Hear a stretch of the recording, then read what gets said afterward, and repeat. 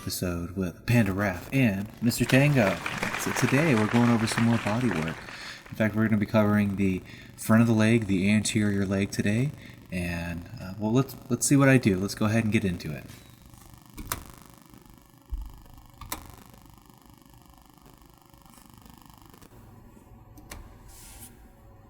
All right, doing a little drape action here, getting into it. My back's a little rounded. Probably don't want that. Now, from this angle, that drape, okay, good. So I'm fixing it. So, and even right here, it looks a little on the low side, but it is high enough. In fact, when I'm draping, I try to get around that AIIS type area. We talked about it in our last bodywork video, what that is. So if you need to reference that, go ahead and head back to that. But basically, a lot of the times when it comes to bodywork, we are just way too low with leg drapes. And I've mentioned this in the past.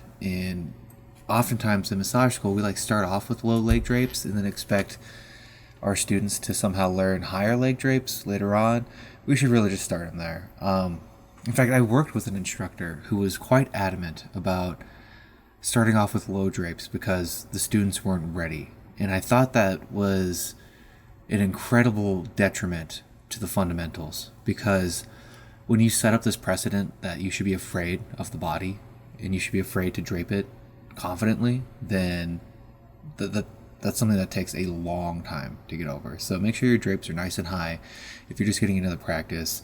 If you are a client on the table and you don't feel like your drape's high enough, you can tell your massage therapist to drape higher, because we're trained to not work under the sheet, under the drape. So what's going to happen is the strokes are going to be cut short, the technique's going to be cut short. So make sure that drape is high enough.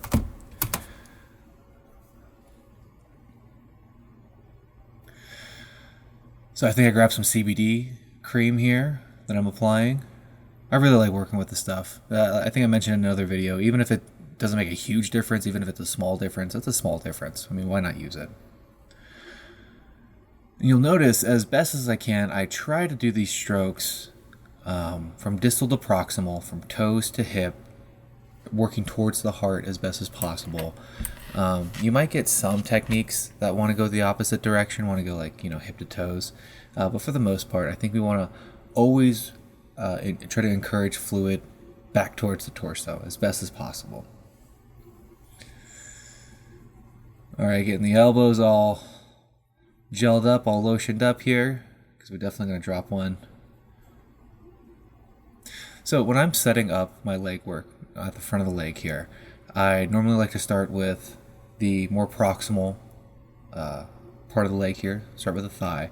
And I like to start with the medial aspect and work laterally. So I like to start with the inner thigh and work to the outer thigh. And I do that just because I know that if I start on one end and work to the other, I'm going to have full coverage over that segment.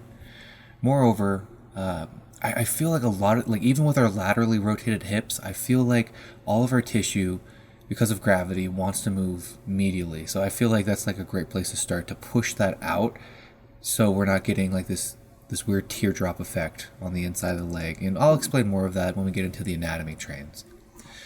So here's another fantastic technique, just a couple of soft fists, right? You'll notice that as best as I can, I'm trying to keep the same distance from my hips to my hands. Right here is actually not a soft fist. Right here I'm actually using knuckles, supported knuckles, and I'm covering them up to help support them here. But this is another great technique that I'm using along the IT band, right? Kind of where your rectus femoris and IT band meet. I'm kind of trying to get through that area, because I find a lot of the time that's where stuff gets gunked up, right at that lateral superior, that kind of side and top part of the hip right there. So I think it's important to get into. Now I'm getting into some knee work right here. Now knee work is just so good, and I find a lot of the time massage therapists will overlook it. A technique like this right here, just kind of peeling away at the tissue around the knee. That is magic right there. That is just so good. Side note for any before I get to that, so now you'll notice that I'm working on the patellar tendon right here, and I'm actually moving up into it, right? I'm kind of using a non-gliding type of friction to break up certain aspects, like anything that might be gunked up in that patellar tendon right there. Right here, you'll notice I'm doing kind of like some compression, some kind of like static hold, and those I think are just phenomenal. If I just had to do one technique, it might even just be that. But as I was saying before, I think we do talk too much on the table. I think she's right. But what I was saying before is, if you're going to do knee work, just make sure it's supported. You'll notice that I have a bolster under her knees. I've got a cushion under there. I think that's important for knee work. There have been some knee work that I've gone over where they've purposefully taken the bolster out because of how they're dealing with the structure of the knee. So there are times where you won't work with a bolster for specific reasons. In general, though, I really think it should be supported, just so we're not getting some kind of like hyperextension to the knee or anything like that. So getting into the lower leg now. Now with the lower leg, a lot of massage therapists get intimidated because there's this big bone in the way, right? Like we're used to working with bones. There's bones all over the body, but the tibia right here is a really pronounced bone. And a lot of the times massage therapists don't know what to do with that. But what you'll see here is I'm kind of doing this like, I believe it's called ulnar deviation in certain modalities, where I am kind of peeling off to the sides of it, each side of the tibia there, and then flushing the way that we would always flush out our tissue, right back towards the heart. I think that that's a simple and really effective technique. I think it's thorough, but there can be more done to it, right? Like you could totally drop an elbow into the tibialis anterior to that lower leg. In fact, right now, if you kind of straighten your leg out and bring your toes towards your face, towards your nose, toes to nose, and you feel that muscle kind of bulge out in the front of your leg, that's your tibialis anterior muscle. I'm getting into some footwork here. Footwork is so important. It's so incredibly important. And even if you do want a relaxing foot massage, like that's cool. But even if you want like a very therapeutic massage, like footwork is still super indicated. We'll get into it more when we're talking about the anatomy trains. But I want to say it's 5 out of the 7 fascial planes on the body start or end on the feet. So you could have a massive effect on the body just by working on the feet. In fact, when I was in the Master Bodyworker program, we did this really cool thing where it was like this test where we would rub a golf ball on the bottom of our foot, right? We would actually stand up and like rub it against the ground. And every single time, every person that went through this had increased flexibility when trying to touch their toes. So we worked on the foot, and basically everything on the posterior chain lengthened because of it. So that's really cool, right? And a total indication that you're going to want to work the feet here. I'm doing some really basic work, right? I'm just doing some minor non-gliding frictions. If I am gliding at all, it's a very short distance. All I'm trying to do is work in between the metatarsals there and just get this tissue to relax a bit. I do a very basic massage, if you haven't noticed by now.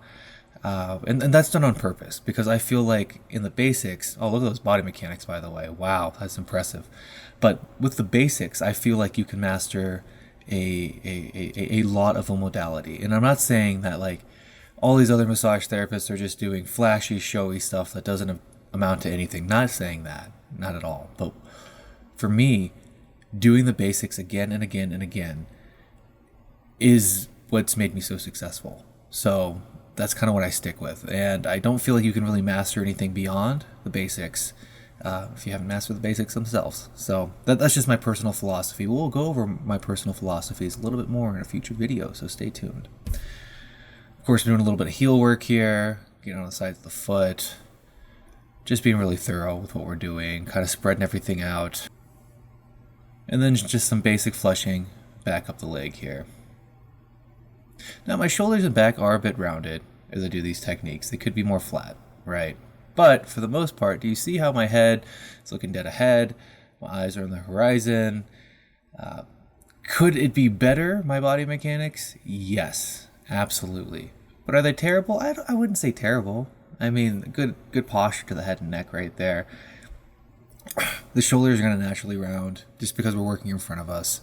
And I am guilty of being one of those guys who places a lot of emphasis on the bench press versus working out other upper back muscles, working on the opposite side there. And that's a lot of because of what I do, right? I'm doing a lot of pressing throughout the day, so I focus on pressing type of exercises. But don't get me wrong, you should absolutely balance your body out by doing a pressing motion than doing a pulling motion. That is absolutely indicated.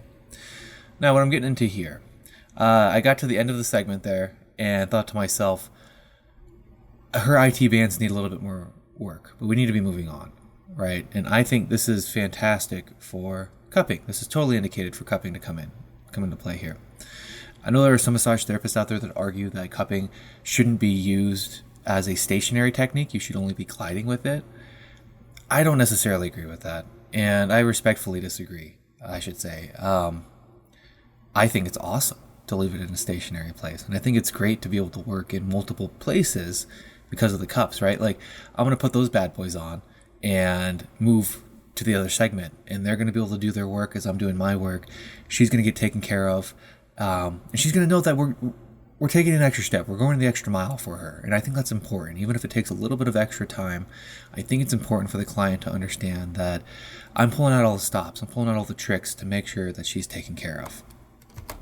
So that is our, oh God, again, with the bad body mechanics. Oh, you should really be bending at the knees if you are trying to pick something up. I don't know what this is. So let's just go ahead and wrap up the video because I think it's going to get embarrassing after this. In our next video, we're going to go ahead and go over the posterior leg, the back of the leg. Might even get into some hip work. And naturally after that, we'll round out with some arm work and some back work. So go ahead and stay tuned for that. We've got other wonderful videos coming up. Like I mentioned before, my personal philosophies with massage therapy we'll be talking about. And I'm going to make a video specifically for massage therapists. What exercises can you do to become a better, more fortified massage therapist? So stay tuned for all that. Of course, go ahead and reach out to me if you'd like to book a session.